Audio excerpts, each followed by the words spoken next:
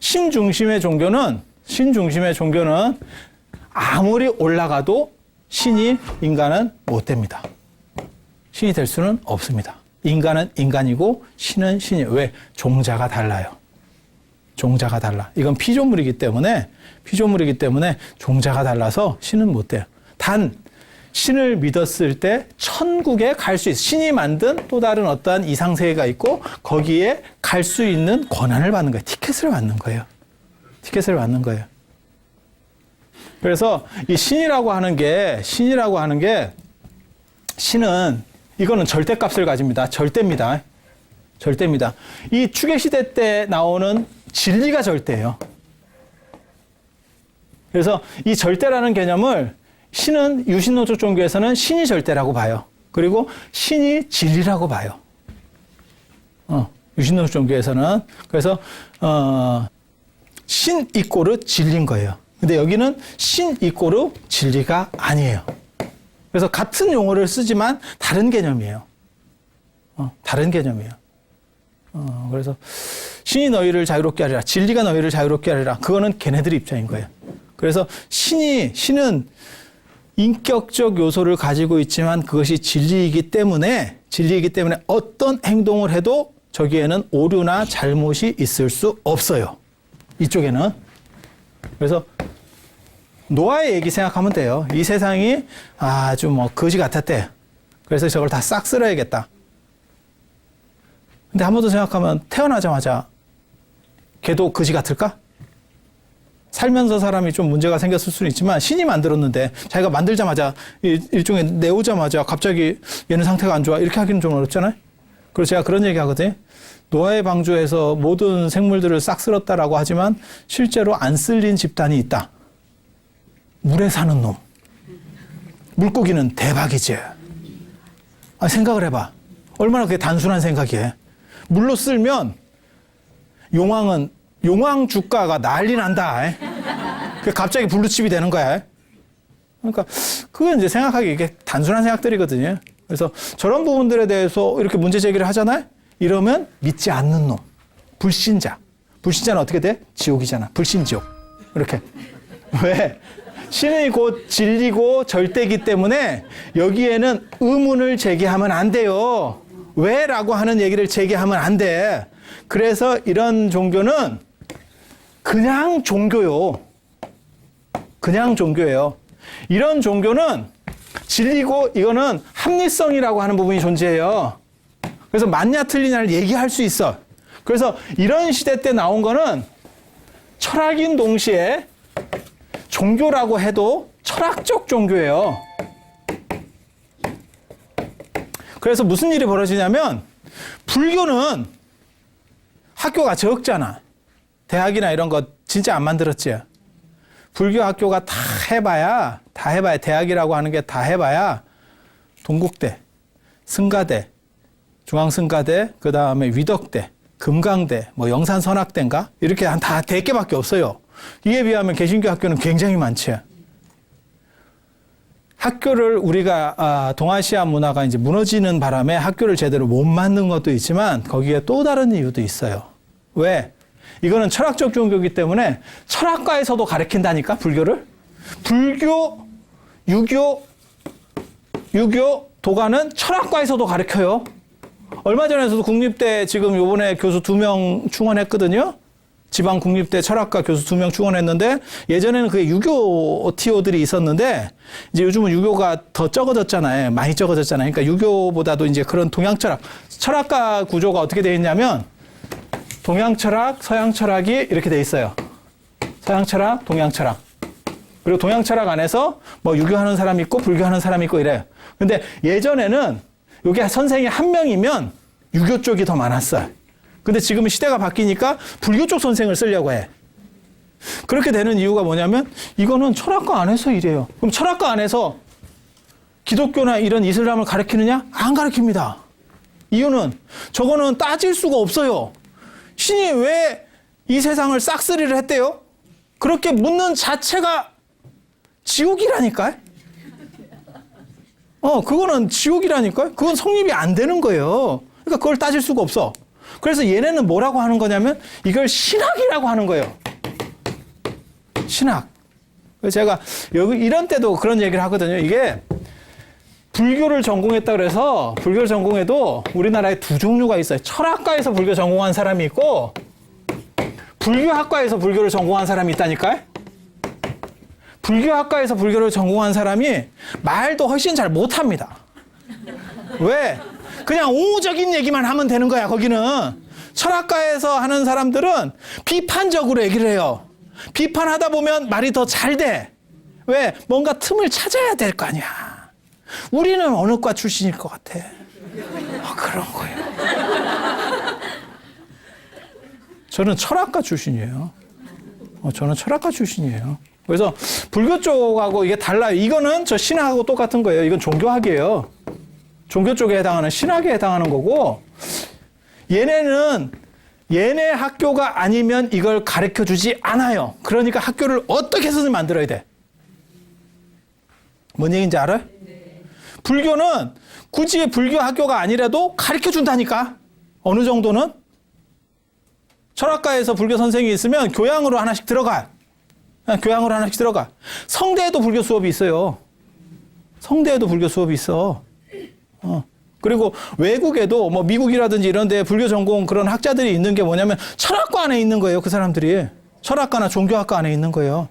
그래서 학교를 안 만드는 이유 중에 하나가 뭐냐면 저런 쪽에서 어차피 그거 하는 사람이 있는데 뭐. 그래서 이쪽은 부처님도 불교에서는 부처님, 그 다음 뭐 유교에서 공자, 비판 대상이 될 수 있습니다. 가능합니다. 그거는 그 시대에 따라서 이렇게 얘기하신 거지, 그건 아닐 수도 있어. 라는 게 가능해요. 이쪽은 신은 전혀 오류가 있어서는 안 돼요. 그래서 얘네는 어떻게 하는 거냐, 무조건 찬양하고 있는 거예요. 그게 노래 부르는 거예요. 그러니까 할 게 뭐 있어? 기도 간증. 내가 이렇게 해보니까 이렇더라, 이런 거. 그러니까 비판이 안 되니까. 우리는 비판도 가능해요. 비판도 가능해요. 그리고 비판이 가능하다는 건 이유는 뭐예요? 또 다른 어떤 새로운 걸로 계속 바뀌어갈 수 있다는 거죠. 그리고 부처님께서도 그렇게 말씀하셨어요. 제가 개인적으로 제일 좋아하는 부처님 말씀이 그런 거예요. 제자들한테 뭐라고 말씀하시는 거냐면, 나에 대한 존경심 때문에 내 말을 고지고대로 믿고 받아들이지 마라. 내가 말하면 너네들이 한번 판단해보고 옳다면 따라라. 그렇지 않다면 버려라. 버려라. 그거는 진짜 자신감 있는 사람만이 할 수 있는 언어예요. 그래서 일반 사람들은 그런 식으로 못해요. 그런 식으로 못해요. 그래서 추계 시대라고 하는 거는 진리 중심이라고 하는 걸로 이제 친 중심에서 진리 중심으로 바뀌는 시대. 그리고 그 추계 시대 때 나온 것들이 뭐냐면 이런 새로운 흐름들이에요. 그리고 인도적으로 보면 그걸 뭐라고 얘기하냐면 슈라마나, 사문이라고 합니다. 사문. 새로운 물결을 일으키는 사람들. 사문. 부처님도 이 사문 출신이에요. 부처님도 이 사문 출신이에요. 그런데 부처님은 뭐라고 이제 얘기를 듣냐면, 혹시 경전 같은 거 많이 읽어보면 제가 그런 얘기 해드리거든요. 부처님을 이게 이제 비디오가 아니다 보니까, 동영상이 아니다 보니까 글자만 있으니까 상황을 잘 이해를 못하는 거예요. 근데 그 글자들만 가지고도 자세히 이거 좀 알면 어떤 일이 벌어지냐면 동영상처럼 돌릴 수가 있어요. 그러니까 내가 배경 지식이 있고 그 문화에 대한 이해가 있으면 동영상이 돌아가. 동영상이 돌아가는 현상이 어디서 나오냐면 춘향전, 흥부전 이러면 동영상이 돌아가. 그걸 이렇게 읽고 있잖아? 그럼 동영상이 돌아가. 근데 부처님 경전을 읽으면 동영상이 안 돌아가. 그게 문화 배경이 다르기 때문에 그래요. 그러니까 뭐 놀부 마누라가 흥부 주걱으로 흥부 뺨을 때렸다. 머릿속에 상상이 되잖아. 이건 충분히 이렇게 됐는갑다. 주걱도 작은 주걱 아니고 아마 큰 주먹인가? 뭐 이렇게 팥죽 쓸 때 쓰는 주걱으로 했으면 턱 조각이 날아가는데 뭐 이런 생각도 하고 뭐 이런 생각들이 안 들겠어요? 주걱도 주걱 나름이잖아. 실리콘 주걱 썼나? 그러면 때리고 나서 밥풀이 안 묻었다라고 하는 거 보면 실리콘 주 그렇게 돌아가잖아요. 근데 금강경이나 이런 거 보면 법화경 이런 거 봐도 문화 배경이 달라서 그래요. 근데 불교가 어렵지 않아요. 제가 늘상 얘기하는 거 있어요. 불교가 왜 이렇게 쉬운데 사람들이 잘 못 알아들을까? 라는 얘기를 제가 계속 하거든요. 그런 거는 사실은 그게 금강경을 구마라집이 번역한 겁니다. 구마라집이 300년 된 사람이에요. 1700년 동안 업데이트를 안 한 버전을 보면서 이해될 거라고 생각을 하세요? 그게 더 도둑놈 같은 심보다. 그게 더 도둑놈 같은 심보야. 그냥 1700년은 놔두고 우리가 100년 전에 김이 독립선언문도 못 읽어가지고 잘 이게 뜻이 안 통해서 외웠어요, 학교에서.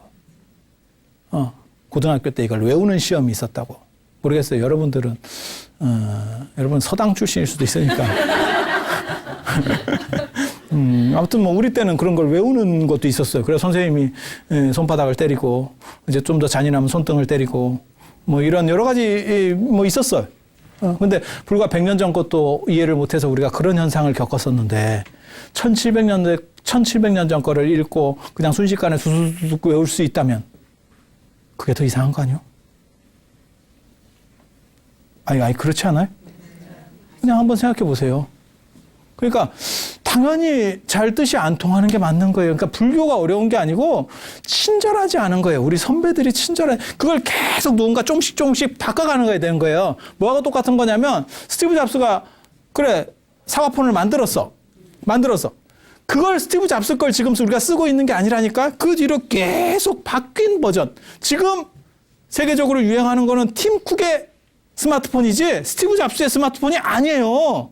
그리고 그걸 얘네들이 조금만 잘못해가지고 적용시키지 못하고 새로운 기술들에 대해서 좀 방관하면 시장이 얘네를 선택하지 않을 겁니다.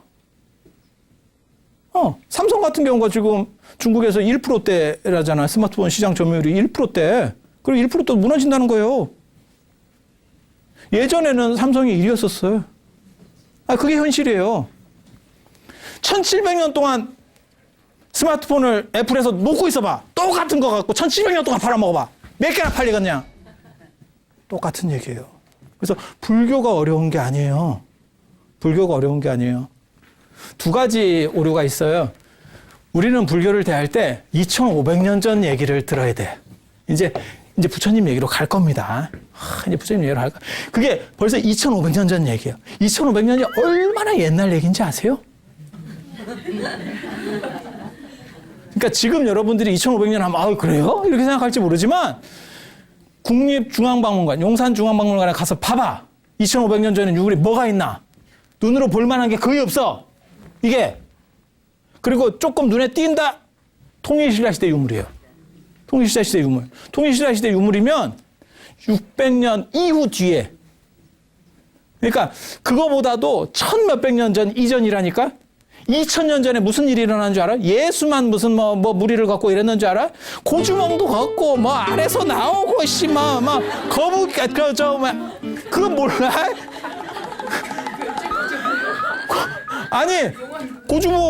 고주먹 얘기 나오잖아. 거기서 나오잖아. 그래 부여놈들이 막 하니까 도망가다가 여기 염리대술 딱 이렇게 하니까 내가 천재 하느님 해모수의 아들이고 그 다음에 저 황하의 신 황하의 신이 우리 할아버지인데 하백의 황하의 신의 딸의 아들인데 쉽게 말해서 우리 할아버지가 황하의 신인데 길을 열어라 이랬더니 거북이하고 잉어 같은 놈이 막 뛰어나서 오작교 건너듯이 이렇게 걸어갔대잖아. 징검다리로.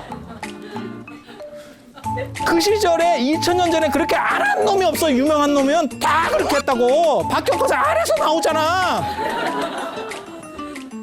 누구 말 맞다는 다 양계장 출신들. 금화왕도 그렇게 나오는 거고 뭐 아래서 나오고 하늘에서 내려오고 김할지도 마찬가지 아니요. 이렇게 여러분 조상들이 다 그런 분들이에요. 그게 언제 얘기냐? 2000년 전 얘기요.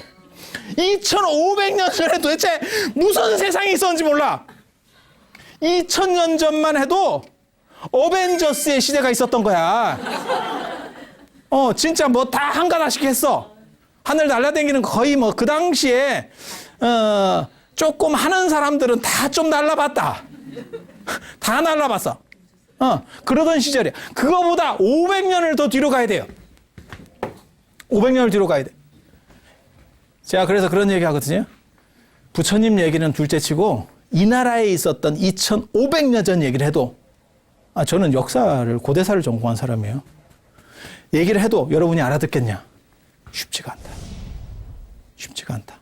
이 나라 걸 얘기해도 부처님 거 아니고 율곡이나 퇴계가 쓴 책을 가지고 수업을 해도 그럼 쉬울 것 같아요?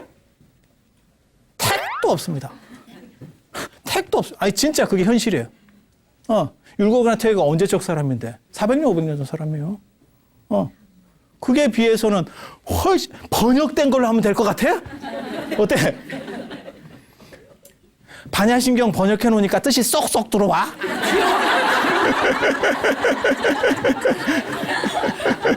어때? 이게 번역되면 들어올 것 같지? 번역의 저주라고 하는 게 있어요. 그걸 구마라집이 그 당시에 벌써 얘기했다고. 번역이라고 하는 게 사실 두 가지 기준이 있거든요. 직역할 것이냐, 의역할 것이냐. 그래서 저도 이런 얘기를 자주 해요. 이런 번역 문제를 가지고 얘기를 하거든요. 요즘 번역 중에서 사람들한테 가장 먹히는 번역은 이산해연선사 발언문이에요. 그리고 이산해연선사 발언문은 원문하고 대조해보면 50% 이상을 자기가 지어냈어요. 번역하는 사람이.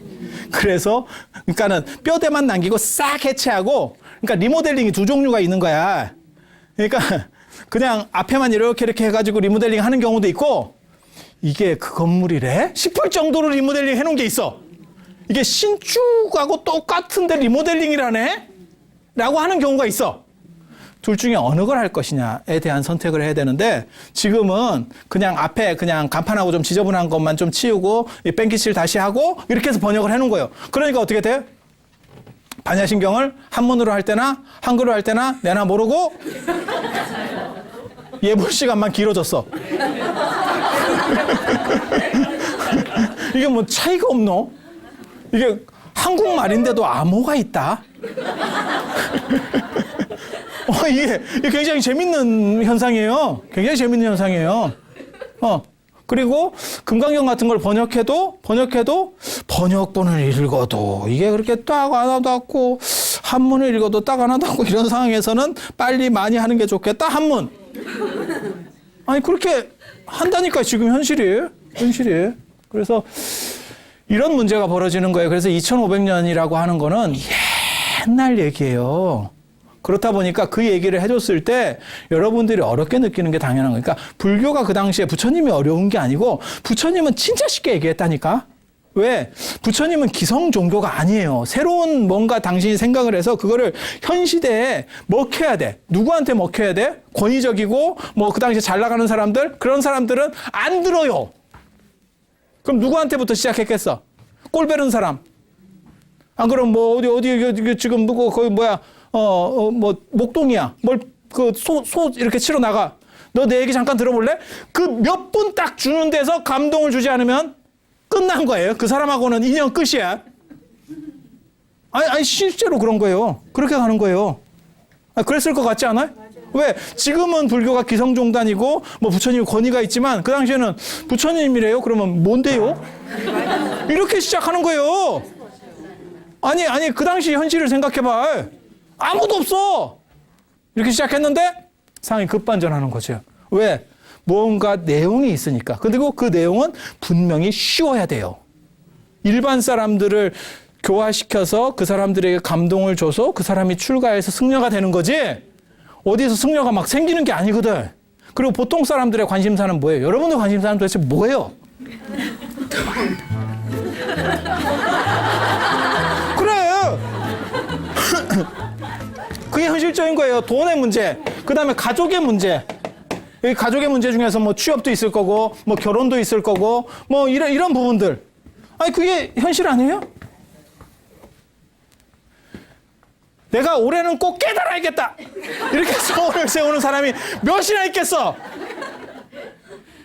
그거보다 이게 훨씬 현실적이잖아. 그래서 부처님이 실제로 신도들에게 많이 말씀하신 거 사실 저거예요. 저런 문제를 계속 얘기하셨었다니까요. 그런데 왜 경전에는 저런 얘기가 적습니까? 그걸 편찬하는 사람들은 스님들이잖아. 그러니까 자기네들이 기억하는 걸 중심으로 해서 글을 쓰거든. 아니 그렇잖아요. 그러면 무슨 일이 벌어지느냐? 스님들의 관심사가 중심으로 경전이 만들어질 수밖에 없는 거예요. 그건 깨달은 문제지. 그러니까 깨달은 문제보다 훨씬 많은 돈 얘기나 어떻게 하면 행복할 것인가, 네가 집안에서 트러블 안 생기고 뭐 부부간에 아니면 자식하고 관계들 이런 것들을 어떻게 처리할 것인가들이 훨씬 더 많이 말을 했을 거예요. 왜? 스님 볼 시간보다 신도 볼 시간이 훨씬 많았을 거니까. 왜? 신도를 만나서 신도를 감명을 줘야 스님이 되는 거잖아. 그러면 신도를 많이 만났겠어요? 스님을 많이 만났겠어요? 그렇게 되는 거예요. 그렇게 되는 거예요. 그래서 부처님은 이 두 부분을 철저하게 구분해요. 이 어른이 굉장히 대단한 분이에요. 그러니까 스님에게 하는 법문하고 신도에게 하는 법문이 다르다니까.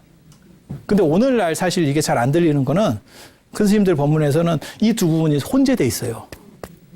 그래서 이게 잘 안 맞는 거야. 그게 대기설법이라고 하는 거예요. 그래서 부처님은 쉬운 얘기를 하셨는데 문제는 1차적으로 쉬운 판본들이 삭제됐다는 거예요. 왜? 편집될 때. 이런 거는 너무 좀 떨어지는 것 같아. 그러면, 우리도 공부할 때 이렇게 책 쓰고 이런 거 하면 너무 좀 범범한, 이건, 됐어. 이렇게 하게 되거든?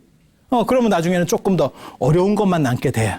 그렇게 해서 한번 걸쳐졌고, 그게 2500년 전 얘기라는 거예요. 2500년 전 얘기. 제가 얼마 전에 진짜 깜짝 놀란 일이 있었어요. 뭐 연초에 무슨 뭐 토종별 그런 얘기 하다가, 그러면 젊은 사람한테 토종별 이렇게 보라고, 뭐 호텔이나 이런 데 가면 토종별 보는 법 다 있어요. 이렇게 얘기를 했더니, 이게 생일을 음력으로 하나요? 이렇게 물어보는 거야. 나 그렇게 그런 질문이 나올지 자체를 몰랐어요. 당연히 그런 건 다 음력이라고 생각을 하고 있었거든? 근데 그 질문이 나오는 것도 굉장히 신선했거든? 그럼 그 음력으로 해야지. 내가 이렇게 얘기했더니 어떻게 대답했는지 아세요? 음력을 몰라. 음력을 몰라. 그래서 내가 뭐라 그러냐면, 그러면 또 포탈에 찾아보면 음력 양력이 나온다.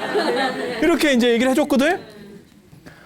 아니, 우리는, 여러분도 뭐 마찬가지겠지만, 기본적으로 음력 양력을 다 알죠. 양력만 아는 건 아니잖아요. 근데 여러분 자녀분들은, 그러니까 좀 젊은 애들은 이미 음력을 몰라. 양력만 아는 거야. 그러니까 봐봐. 불과 한 세대 차이인데 벌써 그렇게 시대가 바뀌었잖아요. 여러분 자식이라도 2600년, 2500년 뒤에 자식이라고 생각해봐. 이게 대화가 되겠어? 쉽지 않지. 쉽지 않지. 그래서 어려운 것처럼 느껴지는 거예요.